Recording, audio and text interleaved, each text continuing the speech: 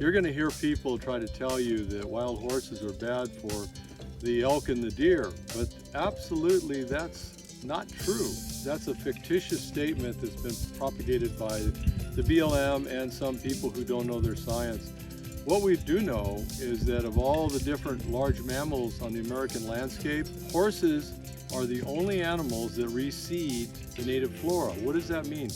Okay, that means they eat the plants and grasses out in the wilderness areas. They don't digest those seeds. They come out in their droppings and they grow and they're fertilized. They basically complete the life cycle of plants and grasses. Invasive species cattle, livestock, even deer, which are ruminants, when they digest seeds, that's the end of them. And so they actually reduce cover crops and they reduce feed that deer and elk need.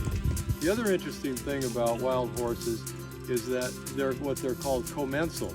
Now, Hansen and Lawhorn did a study. This was a 7-year study with Cal Fish and Wildlife, U.S. Forest, and UC Davis, and they studied the grazing habits of deer, wild horses, and livestock. And they found that deer and wild horses only have a 1% grazing overlap, but deer and livestock have a 4% grazing overlap. So based on that 7 years detailed study, we know that wild horses actually use less of the forage that deer need compared to livestock.